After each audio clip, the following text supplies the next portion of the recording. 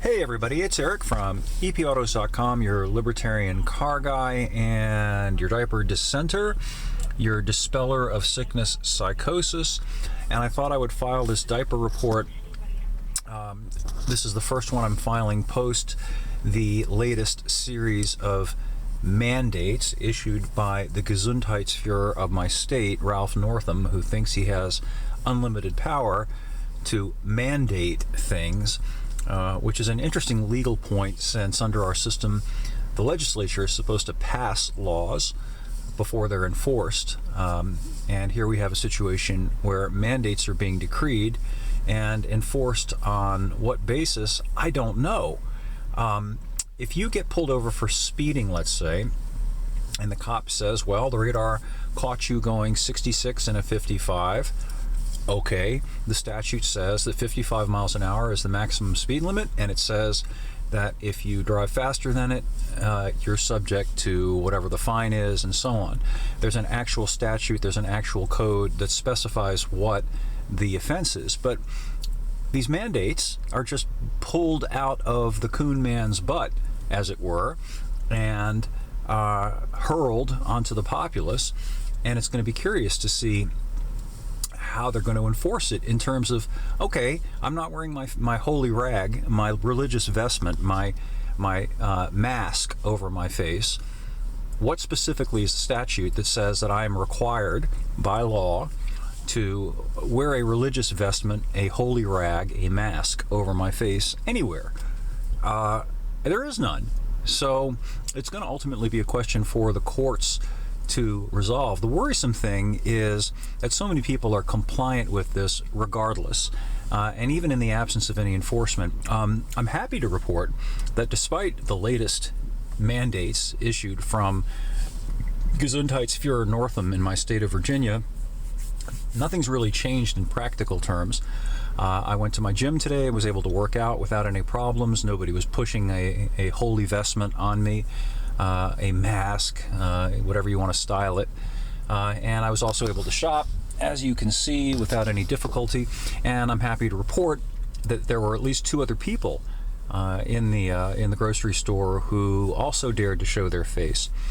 But it does bring up an interesting question. Why are so many people so compliant? Why are they willing to wear the holy religious vestment, the face diaper, the mask, even when there is no enforcement of it to speak of other than social pressure? And I think it gets back to what those old Greeks used to brew it about, and that is, what is the good? I think most people probably are not consciously philosophical and have not actually examined that question for themselves. What is the good versus the bad? So most people want to be good and do good, but they've never really fleshed it out. So when they're hectored and told that it's good to put a holy vestment, a religious artifact, a face diaper, a mask over their face, that this is a good thing to do, they do it because they don't want to be perceived as bad. But how is it good to put a holy rag over your face when you're not sick, even if the thing actually could prevent the transmission of viral particles, which is a whole nother thing? There's no good in a healthy person who isn't sick putting a piece of cloth over their face. It's just a piece of theater. Maybe it makes other people feel good, but it makes me feel bad to have to hide my face shamefully as if I'm some kind of a disease carrier.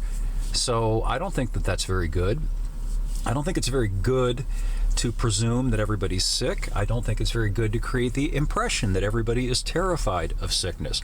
I don't think it's good to demoralize the population. I certainly don't think it's good to destroy people's livelihoods, their childhoods, their old age. As a personal aside, and I've mentioned this before, my own mother, I have not been able to see her in nearly a year now. She is in a care center, and the Gesundheitsführer, Coon Man Northam, has decreed that my own mother cannot be visited in person by her own son, notwithstanding that her son is not sick.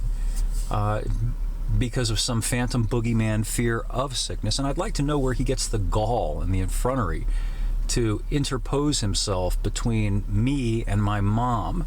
It's none of his goddamn business, frankly, and I do my best to refrain from using profanity, but in some cases it's appropriate. It conveys the right emphasis.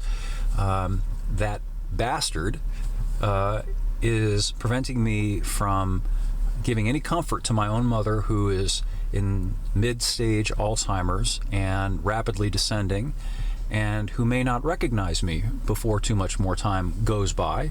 And yet I'm prohibited from seeing my own mother by this creature who thinks that his insane fear of sickness somehow entitles him to do this to me.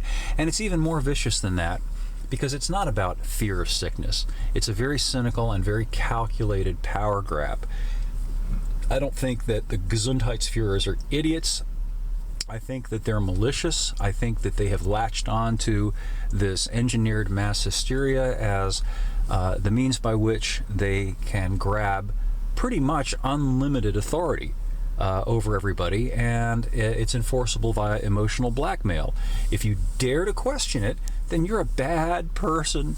You want Granny to die, which of course is a bunch of nonsense. And the fact that they have to rely on emotional blackmail rather than on facts and on rational arguments tells you a great deal about what's really going on here. Anyway, that concludes today's Diaper Report. There is more up at epautos.com, the web's best libertarian gearhead site, and an oasis from the sickness gulag and weaponized hypochondria. Thanks, as always, for listening to the rants and supporting the site, and we will catch up with you again soon.